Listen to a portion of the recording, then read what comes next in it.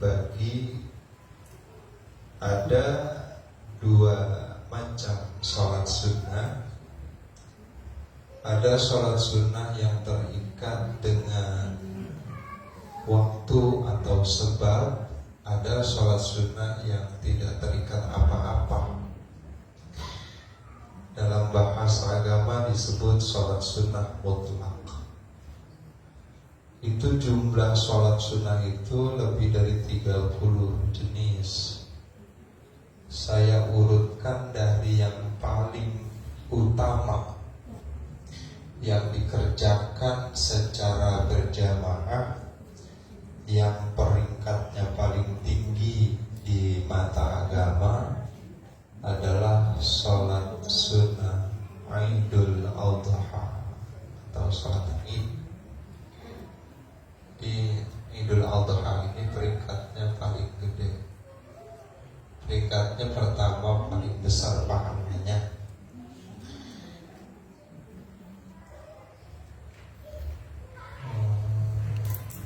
Sholat Idul Adha.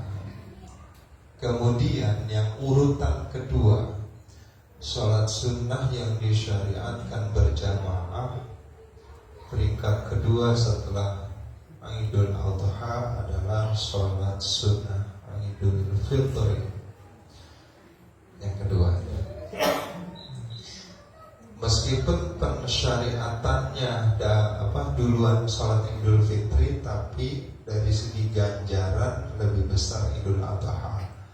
Kalau di tanah Arab, Idul Adha itu lebaran gede, lebaran besar. Idul Fitri biasa aja, tapi kita kebalik. Idul Fitri meriah, iya, banyak yang mudik juga. Kalau Idul Adha kurang, katakan begitu. Kemudian urutan ketiga yang nilainya besar, sholat sunnah yang disyariatkan berjamaah adalah sholat sunnah gerhana matahari atau sholat sunnah kusuf. Kemudian yang keempat, sholat sunnah gerhana bulan atau sholat sunnah khusuf. Kemudian yang kelima, sholat sunnah istisqa, minta hujan. Itu yang kelima. Nah yang keenam ini yang nanti kita mau ulang adalah sholat sunnah tarawih. Ini juga termasuk salah satu sholat sunnah yang disyariatkan berjamaah. Itu diantara 6 sholat sunnah yang dianjurkan berjamaah, mulai dari peringkat pertama yang menduduki ganjaran paling besar, Idul Adha, Idul Fitri, gerhana matahari, gerhana bulan, istisqa, kemudian tarawih. Kalau yang tidak disyariatkan berjamaah, yang paling gede itu witir. Nah kalau witir di Ramadan disyariatkan berjamaah, jadi double gitu ya, witir itu. Kemudian setelah sholat witir, sholat rawatib. Sholat rawatib yang muakkad atau muakkadah itu jumlahnya ada 10.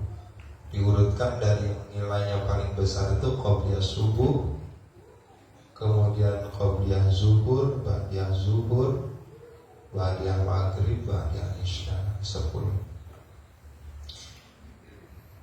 sholat sunnah rawatib. Kemudian diikuti dengan sholat sunnah duha, tahajud, dan lain sebagainya. Itu. Nah, sholat sunnah tarawih dari segi bahasa, kata tarawih ini bentuk jamak dari kata tarwihah yang artinya al-istirahah, istirahat. Nah, penamaan istirahah ini itu baru populer gitu ya di masa era kepemimpinan Sayyidina Umar. Jadi sholat tarawih ini mengalami evolusi perubahan dari mulai zaman Nabi sampai ke zaman Sayyidina Umar Ibnul Khattab. Nah, pada masa pemerintahan Sayyidina Umar itu sholat tarawih itu mulai terorganisir rapi, mulai dari segi pelaksanaan.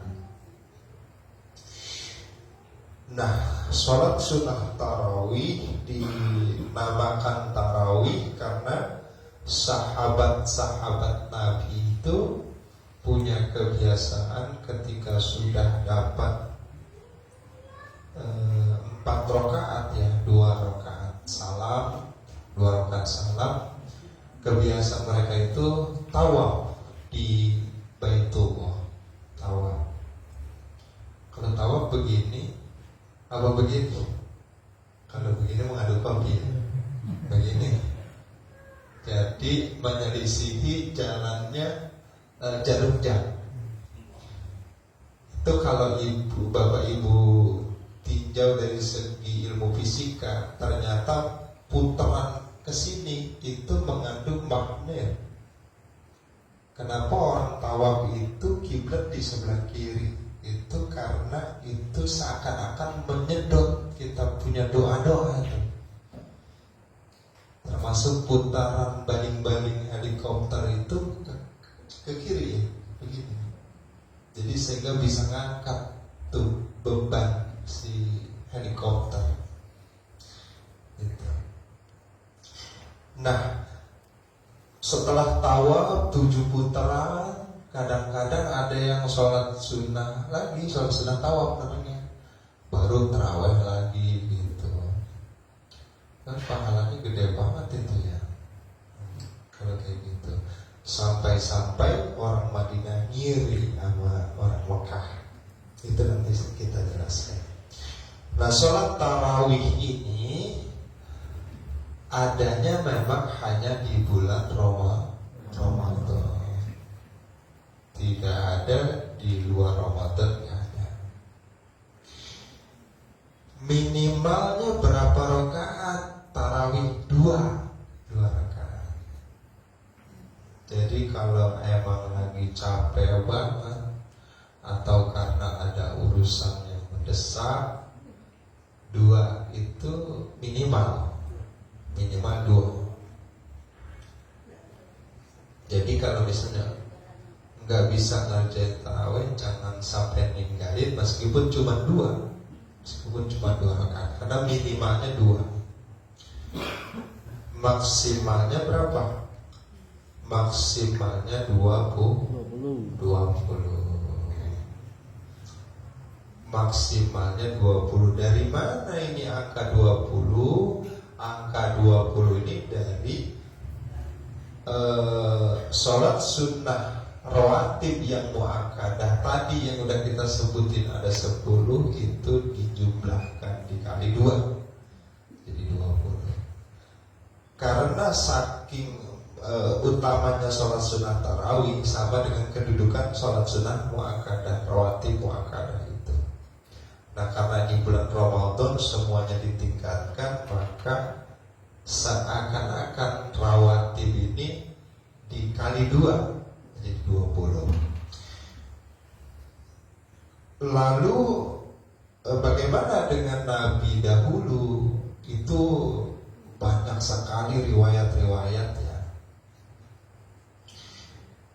Kalau kita kayak saya nih yang menyampaikan karena berpahamkan Ahlus Sunnah wal Jamaah, tentu mengatakan Nabi itu sholat tarawihnya 20 rakaat. Itu nanti kita bahas di luar, lagi live soalnya live-nya. Ini sangat sensitif ini masalahnya. Kayak saya pakai speaker dalam. Nanti kalau sudah diupload ke Facebook, itu komennya pedes-pedes. Ini menyangkut bilangan rakaat tarawih. Nah kita itu dari dahulu sampai saat ini, sampai kita baru tahu ternyata dalilnya ini. Dulu belum tahu apa-apa kita, soalnya udah 20 begini, mengikuti guru-guru kita, ulama-ulama yang mengajarkan kita. Jadi sholat sunnah tarawih ini minimal 2, maksimal 20. Kalau 8 bagus. Kenapa? Kan lebih dari 2 aja itu udah minimal, artinya masih bagus, apalagi 8. Bisanya 10 ya 10 nggak apa-apa. Tapi yang afdal dan utama itu 20. Jadi nggak usah dipermasalahkan.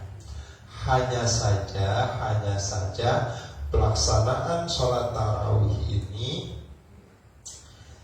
menurut madhab Syafi'i dilaksanakan 2 rakaat.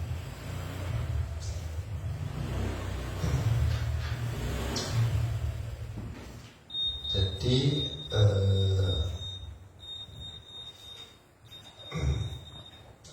ini menyangkut dalil-dalil ya, karena ini hujjah Ahlus Sunnah wal Jamaah. Nanti kita bahas gitu. Nah, minimal 2 rakaat, maksimal 20 rakaat. Kemudian bacaannya apa? Bacaannya itu tidak ada riwayat yang menerangkan secara jelas tentang bacaan yang mesti dibaca. Berbeda dengan sholat-sholat sunnah yang lain, itu kan sudah ada ketentuan anjurannya, suratnya ini gitu. Tapi di sholat tarawih ini nggak ada. Tapi ulama kemudian, karena sholat tarawih ini bagaikan hadiah buat orang-orang Islam di bulan Ramadan, karena mengandung pahala yang besar, maka diutamakan bacaan Al-Quran. Jadi kalau yang bisa mengerjakan untuk 1 rakaatnya 1 halaman itu yang lebih utama. Jadi kalau 1 juz itu berapa halaman? 10, berapa lembar? 10. Ya kan 1 lembar itu kan 2 halaman. Jadi 1 rakaat itu 1 halaman. 2 rakaat 1 lembar. Berarti kalau 10 kali, semalam tuh sejus, 1 juz. Berarti bisa mau banyak imam. Ya. Jadi sebulan hatam. Kalau mau dipraktek.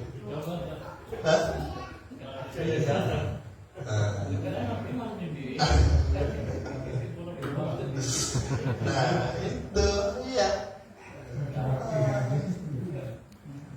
Nah kalau nggak bisa, yaitu yang udah diajarkan sama guru kita, itu ditulis di dalam kitab Perukunan Melayu itu ditulis masing-masing rakaat dengan bacaan surat mulai dari At-Takatsur sampai Al-Lahab ya.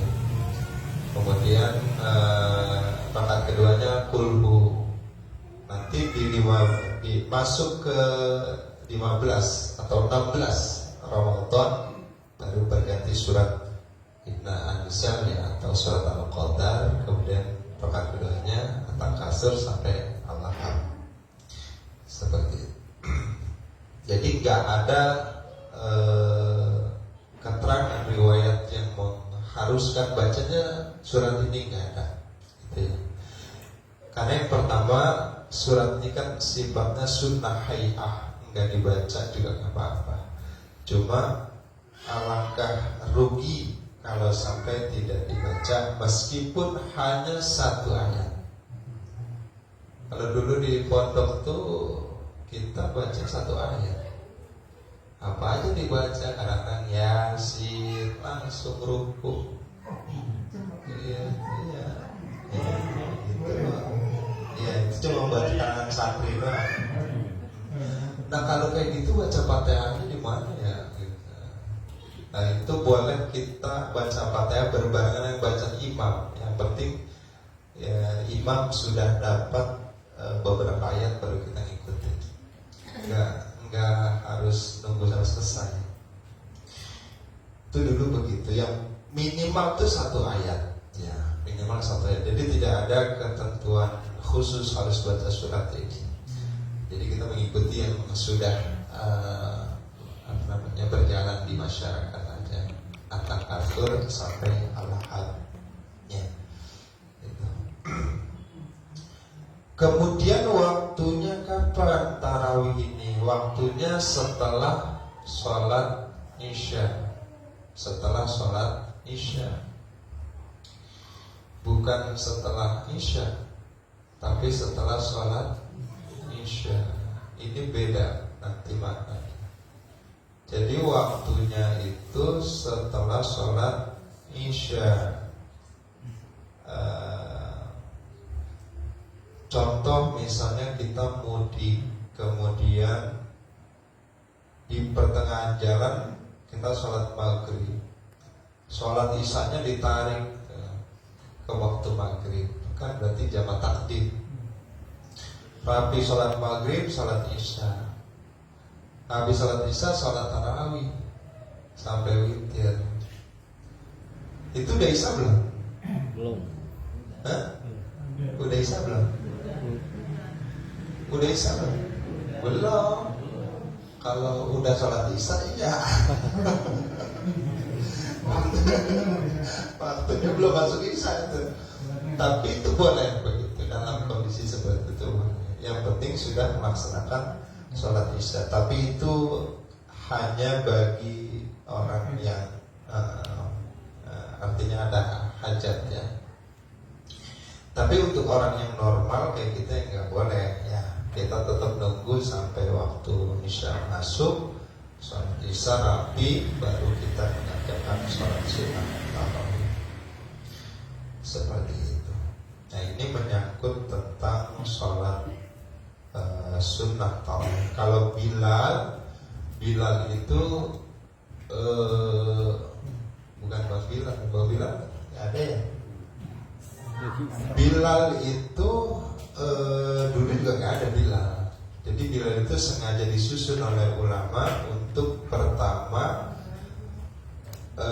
bersolawat kepada Nabi, kemudian kepada sahabat-sahabat Nabi, kemudian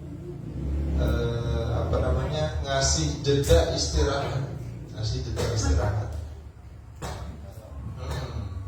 kayak dulu ya, kalau per 4 rakaat ya 2 kali salam itu ada doa yang cukup panjang ya. Seperti itu.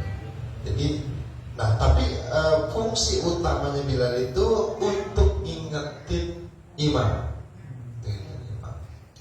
Karena kita akan keder 20 rakaat kalau gak dibilalin. Iya. Keder ya Mas Arya ya. Keder. Artinya boleh nggak boleh. Tapi kalau ini dianggap perlu penting, maka sebaiknya diadakan, dan itu bagus ya. Saya kira 20 rakaat itu ya harus ya, kebanyakan error. Jangankan nggak dibilalin salah aja error. Kalau bilalnya salah nih, imamnya keder. Itu saya pernah di masjid mana. Bilalnya si Iwan yang sekarang jadi ipar saya, bukan Iwan Donci. Iya. Pokoknya selisih 1 rakaat tuh, 2 rakaat ya. Jadi mestinya udah ini, dia masih bilalnya ini. Gitu. Cuman saya saya fokus gitu. Akhirnya dia memang yang keliru. Jadi ada pengulangan kata seperti fadlu minallahi ta'ala wa ni'mah, itu diulang lagi. Itu bisa keder itu kalau kita nggak benar-benar fokus ya. Itu. Nah, sholat sunnah tarawih ini termasuk sholat sunnah yang disyariatkan berjamaah dan memiliki ganjaran pahala yang sangat besar. Dalilnya mana nih? Dalil secara umum aja ya. Dalil secara umum, kata Nabi, man qoma ramadhana imanan wa ihtisaban ghufira lahu ma taqaddama min dzanbihi. Ini kalau diartikan barang siapa yang mendirikan malam atau meramaikan malam Ramadan, maka akan diampunkan dosa-dosanya yang lalu. Mendirikan atau meramaikan malam Ramadan dengan iman dan mengharap ridho Tuhan atau keikhlasan, maka diampunkan dosa-dosa yang lalu. Itu ulama banyak mengartikan bahwa kata-kata qoma Ramadan adalah sholat tarawih. Sholat tarawih. Sholat tarawih. Kemudian ghufirallahu ma taqaddama min dzanbi, akan diampunkan dosa-dosanya yang lalu itu. Nah, ini ada ikhtilaf ulama. Ada ulama yang mengatakan seperti Imam Haramain itu mengatakan hanya dosa kecil saja, tapi dosa besar harus dengan jalan bertobat. Tapi ada ulama, Imam Munzir berkata, semua kadang melihat lapatnya umum, semua dosa kecil gede kena di situ nyangkut ya. Apalagi bulan Ramadan, tidak menutup kemungkinan Allah kasih kita rahmat rahimnya itu, kasih sayangnya. Nah, mungkin yang dimaksud oleh Imam Munzir tersebut seperti itu. Nah, kalau orang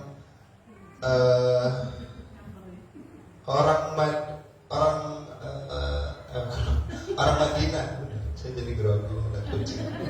Orang Madinah itu rata-rata mazhabnya Maliki. Nah, sebagian dari pengikut Imam Maliki itu menambahkan bilangan rakaatnya tarawih dari 20 menjadi 36. Tapi dulu itu pada masa pada masa Imam Malik bin Anas. Tapi orang Mekah sendiri yang sholatnya di Masjidil Haram 20. Di Indonesia kita 20. Ya, walaupun ada yang 8 rakaat ya. Kenapa orang Madinah itu 36 rakaat, terutama yang menganut mazhab Malik? Itu tadi karena ngiri sama orang-orang Mekah. Jadi kalau orang Mekah itu 2 kali sholat, berarti kan 2 kali salam. Itu tawaf 7 kali. Nah, orang Madinah ini ngirinya ngiri bagus. Wah, biar ganjarannya bisa ngimbangin gitu, paling enggak jauh-jauh banget ketinggalannya. Maka mereka nambahin sholat lagi 4 rakaat lagi, 2 rakaat 2 rakaat. Jadi kalau 4 rakaat orang Mekah tawaf, dia sholat 4 rakaat. Jadi orang Mekah baru 4 rakaat, dia udah 8 rakaat.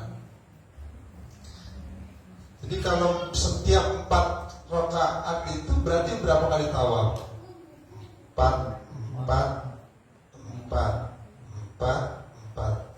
kali 5 20. Dan 4 kali tawaf. Orang Madinah setiap orang Mekah tawaf dia tambahin 4 16, jadi 36. Ngirinya ngiri bagus. Kalau kita, wah ini aduh, Enggak, pindah. Dari yang lebih cepat. Aduh, ini malah banget. Apa kelarnya ini? Ya, pindah. Kita orang Madinah miringnya bagus, dan itu diikuti oleh penganut mazhab Maliki. Jadi sekali lagi saya ingin menegaskan bahwa sholat sunnah tarawih itu dikerjakan sebanyak 20 rakaat. Nabi dulu melaksanakan 20. Hanya saja Nabi itu cuma 3 malam berturut-turut. Nah selebihnya itu Nabi nggak keluar rumah. Jadi sahabat-sahabat itu pada sholat masing-masing. Kenapa begitu? Karena Nabi khawatir kalau Nabi melulu sholat dengan sahabat di masjid itu, akhirnya tarawih diwajibkan. Itu yang dikhawatirkan Nabi, karena bentuk kasih sayang Nabi sama kita nih, sama umatnya. Coba kalau diwajibin tuh 20 rakaat. Waduh, berat banget ya. Nah, yang sunnah aja gitu ya, berat, pasti akan berat. Mulai diadakan tarawih ini tentu mulai datangnya Ramadan sesuai ayat Al-Quran ya ayyuhallazina amanu kutiba alaikumusiyam, surat Al-Baqarah ayat 183. Jadi itu di tahun kedua Hijriah. Nabi wafat tahun ke-11 Hijriah. Nah, mulai adanya perubahan itu di pemerintahan Sayyidina Umar di tahun ke-14 Hijriah. Jadi Sayyidina Abu Bakar itu memang menjadi khalifah gak lama, 2 tahun. Sayyidina Umar itu yang lama, 20 tahun.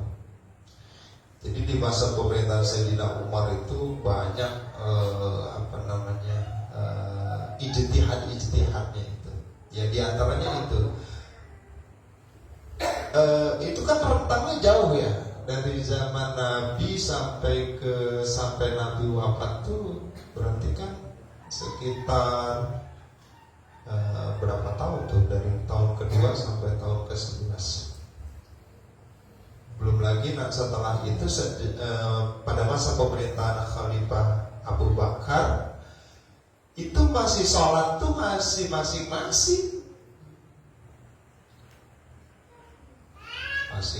Kalau dilihat di masjid tuh orang pada ngumpul tuh, sekalipun ada yang berjamaah di pojokan itu nggak lebih dari 10 orang makmumnya, paling 2-3 gitu.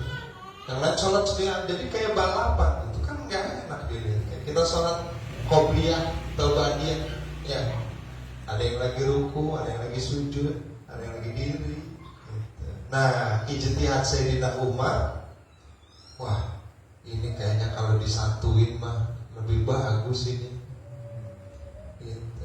Akhirnya inisiatif atau ijtihad Sayyidina Umar, tarawih dijamaahkan.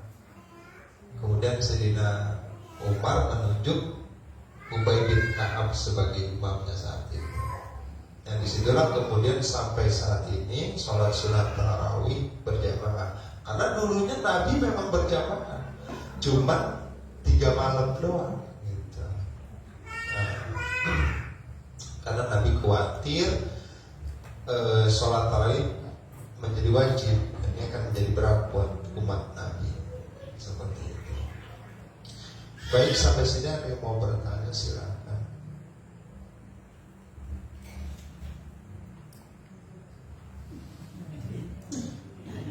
Pak Doci, silakan.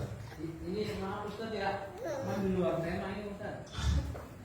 Kalau misalkan itu Pak Ustaz ya, kalau bulan puasa itu memang harus dijeda ya Pak Ustaz. Apa ya? Hadiah itu memang harus dijeda apa? Kalau misalkan diteruskan karena besok lebaran pada terus itu.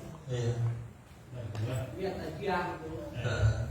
Kalau bulan puasa itu. Kalau bulan puasa, taziahnya ya. Iya, dijeda dulu. Jadi takziah itu kalau dari segi bahasa, takziah itu terambil dari kata azza yu'azzi ta'ziah, artinya menghibur. Siapa yang dihibur? Mayitnya apa ahlinya? Keluarganya. Intinya doa di situ ada ritual doa yang kita panjatkan kepada Allah untuk si mayit. Ini permasalahannya kalau ada yang meninggal di Ramadan, itu takziahnya nanti kurang bagus sebetulnya, kurang bagus. Karena fitnah kubur itu dari hari pertama sampai hari 7, ntar ada lagi di hari ke-15, ada lagi di hari ke-40, seperti itu. Nah, jadi yang dimaksud fitnah itu saat mayit ini berhadapan dengan malaikat. Itu kalau yang orang ya jangankan yang durhaka ya, yang beriman aja takut itu. Ini ada cerita Sayyidina Umar itu ngomelin malaikat munkar nakir. Ketika Sayyidina Umar meninggal, Sayyidina Ali ini penasaran. Orang udah pulang, Sayyidina Ali nungguin di kuburannya, pengen tahu nih Sayyidina Umar ngomong apa nih tanpa ditanya malaikat. Begitu. Didengerin itu, ya namanya sahabat waliullah, tahu apa yang diomongin. Apa yang diomongin malaikat, ditanyakan malaikat kepada Sayyidina Umar, Ali dengar tuh. Itu Umar bentak malaikat untuk merubah dia punya paras potongan gitu. Karena sangat serem. Ini Sayyidina Ali ini penasaran begini, Umar kan orang paling berani, nggak ada yang seberani Umar, nggak ada. Saya pengen tahu nih, ya kan begitu kan mulanya nih. Pas Sayyidina Umar meninggal, kemudian Sayyidina Ali nungguin gitu. Percakapan ini didengar oleh Sayyidina Ali, bahwa Umar itu membentak dua malaikat ini. Ternyata malaikat munkar nakir itu sosoknya sangat menakutkan. Sampai Sayyidina Umar bilang begini, rubah ya, kau punya wajah begitu ya. Saya ini orang nggak pernah takut, tapi saya takut lihat kamu begitu, saking menyeramkannya. Kemudian ditanya, siapa kamu? Ana ashabi Rasulullah, saya ini sahabatnya Rasulullah. Itu banyak diriwayatkan di kitab-kitab, di antaranya kitab Nurul Zolam itu ada. Redaksi lengkapnya saya tidak hafal ya. Yang jelas Sayyidina Umar itu termasuk jasanya ketika masih hidupnya banyak, sampai matinya itu jasanya itu di antara itu. Itu disebutkan oleh banyak ulama, jasa Sayyidina Umar ketika sudah mati itu di antaranya memerintahkan malaikat munkar nakir untuk merubah wajahnya tidak seseram itu. Gitu. Saya orang yang nggak pernah takut aja saya takut saat ini. Bagaimana orang setelah saya? Begitu. Jadi fitnah kubur yang terjadi dari malam pertama sampai malam ke-7 itu mestinya kita doain. Gitu. Jangan dirapel nanti ada habis lebaran. Bukan gitu. Bukan dijeda, Iya. kuburnya belum kosong. Ini fitnah kubur beda ya. Kalau siksa kubur emang stop ya. Kalau Jumat libur mingguan tuh Jumat ya, libur tahunan ya Ramadan itu mereka libur ya. Fitnah kuburnya itu ya, mereka ditanya kalau bisa kita ngerjain habis tarawih, kenapa tidak gitu, apa-apa ya, seperti itu. Kalau bagusnya seperti itu ya. Tapi ya kalau emang maunya begitu ya nggak apa-apa. Terserah. Iya. Kata yang maunya begitu, ntar aja bisa lebaran orang dia juga mati, nggak ngomong apa-apa. Di sana ngapain aja, dia nggak ngomong. Dia perlunya apa kita nggak tahu. Gitu. Gitu. Itu Abang Daci. Ya. Terawih udah beres ya? Ya. Jadi dua dulu Ustaz nih. Masih ganti kita apa namanya itu ngantar apa namanya kalau lebaran itu kita ngantar mayat itu emang harus buka sendal ya itu. Ada yang harus buka sendal itu Ustaz. Buka sendal, Eker ya. Oh, ada dasar itu. Ya mungkin itu maksudnya untuk menghormati aja ya, menghormati aja. Jadi sendal kan kotor ya. Jadi karena kan kita orang ahlu sunnah pahamnya begini, orang mati itu hidup. Jadi ketika ruh dicabut, si jasad dikebumikan, ruh dikembalikan. Sehingga jangan heran ketika kita rapih pemakaman pulang, itu dia dengar tuh telapak bunyi sendal kita itu dia. Jadi ini menyangkut adab aja ya.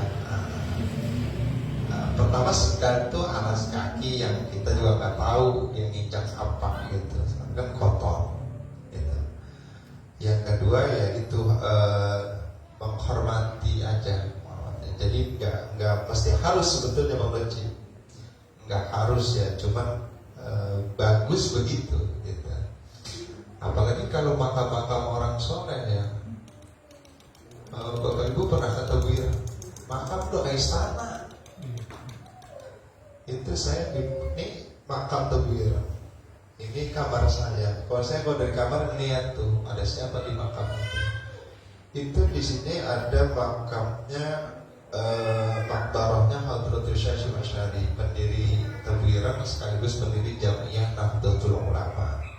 Ada istrinya, ada Gus Dur juga di sini. Udah kayak istana. Coba aja ke sana. Boro-boro kita pakai sendal emang mudah. Ya lo kan berani kita pakai sendal. Tempatnya itu udah kayak mewah sekali.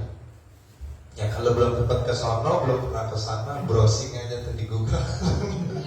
ada ya. Itu ya pada sih.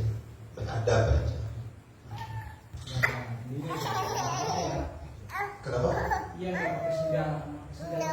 Enggak apa-apa. Enggak apa-apa. Iya. Silakan. Tapi kalau di makam bojong ya juga nggak apa-apa. Tak asal berani kotor. Membuka sendal. Ya kan buka sendal kata kita bermotor aja, soalnya parkiran ada ketemu. Saking ogah jalan mau ke sono gitu. Iya. Itu bawa motor ya kata si Mike bisik banget nih motor.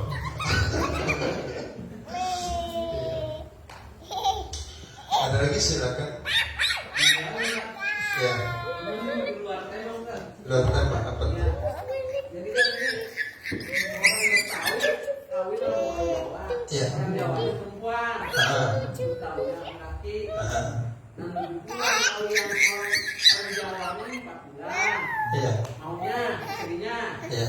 Yang suaminya orang Betawi 7 bulan. Iya.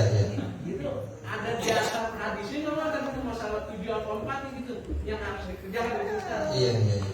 Ini waduh tinggal 2 menit lagi. Ini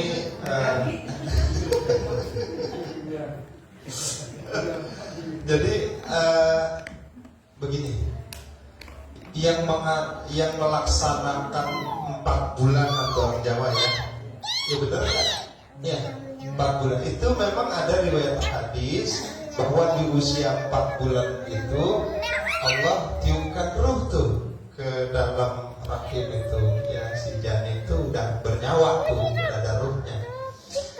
Kemudian di situ Allah berikan 3 catatan, rezekinya, kemudian ya mautnya itu ajalnya, sama bahagia atau sengsara nantinya. Itu ditentukan di 4 bulan itu.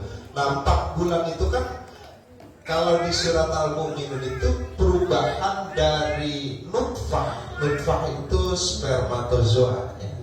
Jadi ketika sperma masuk ke ovum, itu prosesnya untuk jadi alaqah 40 hari. Dari alaqah ke mudghah 40 hari. Dari mudghah ke izom, itu tulang 40 hari.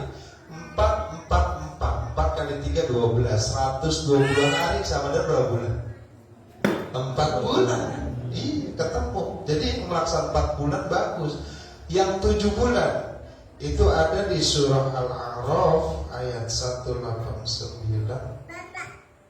Jadi hamil itu ada 2.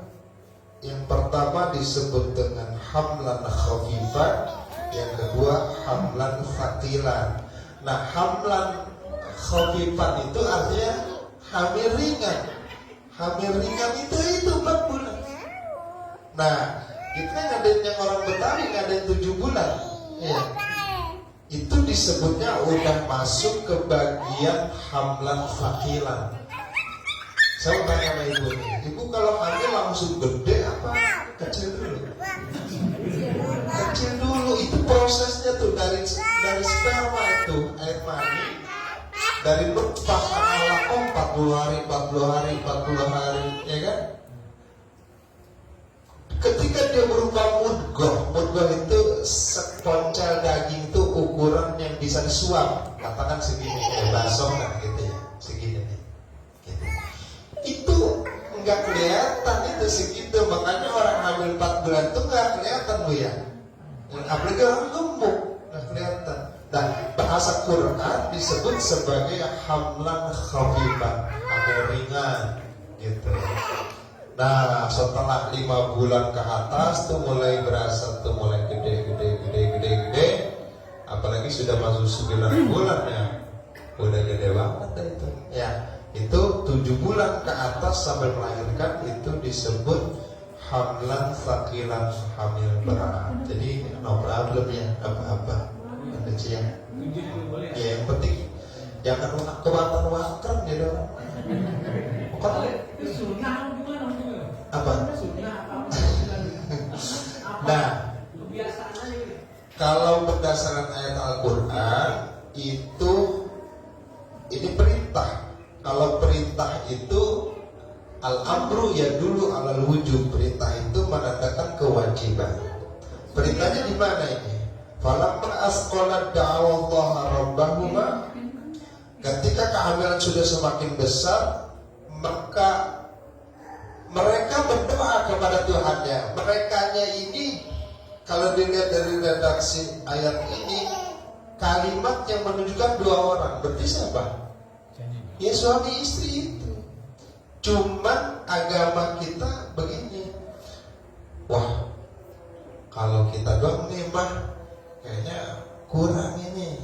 Apalagi sembahyang gue masih bolong-bolong. Undang orang Jawa Patra semuanya gitu. Bagus gak? Bagus.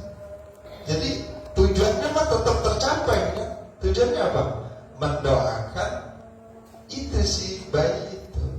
Terutama yang kedua mamanya kan, ibunya didoain biar sehat, biar selamat, persalinannya gampang, lancar ya kan. Anaknya nanti jadi anak soleh, solehah. Seperti itu. Intinya mah 4 bulan lebih baik ya. Ya enggak juga. Intinya ada 2 pilihan. Mau 4 bulan dengan dalil yang tadi karena di usia 4 bulan sudah ditiupkan ruh, atau mau 7 bulan pada saat hamil sudah dikatakan fatil, berat gitu. Emang kalau 7 bulan, kalau kita di sini orang 7 bulan ya, bahasanya kekebak, karena udah kebak. Kebak itu warung. Kebak itu kan penuh ya, ini karena udah penekanan kalau 4 bulan belum kebak, karena belum ketan ya. Kalau orang Betawi ada tergede, wangkrem banget lagi gua hilang. Iya. Iya, makanya jangan terlalu. Dua-duanya lebih bagus. Iya. Saya pesan orang Betawi jangan terlalu wangkrem ya. Saya juga orang Betawi. Jangan terlalu wangkrem. Iya. Gitu ya. Udah bisa. Ada lagi? Cukup? Satu lagi. Sekarang tema cuma tentang sholat duha. Ini kan ada doa yang ya Allah jika rezeki haram maka fikirkan. Arti yang ini gimana? Iya, jadi itu kita kadang-kadang bisa saja menerima rezeki yang tidak halal tanpa kita ketahui. Ya. Nah, meskipun secara zahiriah halal, misalnya kita dibagi uang nih sama maling, gitu. Ya kita makan dikasih halal aja kan, padahal dia hasil korupsi misalnya. Atau ada tante-tante ya, bagi Mas Aryo beli motor.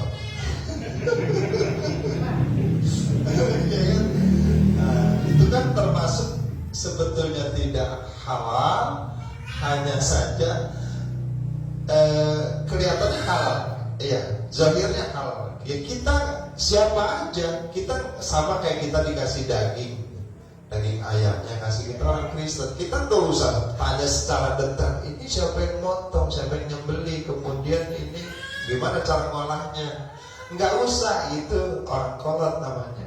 Ya, ambil aja dah. Kita punya doa sebelum makan, bener nggak?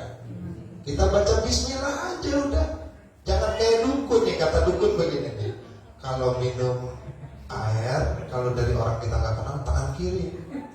Karena kalau tangan kiri itu kalau ada jampenya nggak mempan nanti. Itu dukun. Minum mah tangan kanan, makan tangan kanan. Yang tangan kiri kan setan, ya kan? Nah, cuma kita baca doa, makanya kalau minum minimal baca Bismillahirrahmanirrahim. Ini mendukun diikuti pagi Allah Ivan Romanero. Jadi begitu ya Mas Arya ya. Cukup ya. Mudah-mudahan ada manfaatnya. Kurang lebihnya mohon maaf. Assalamualaikum.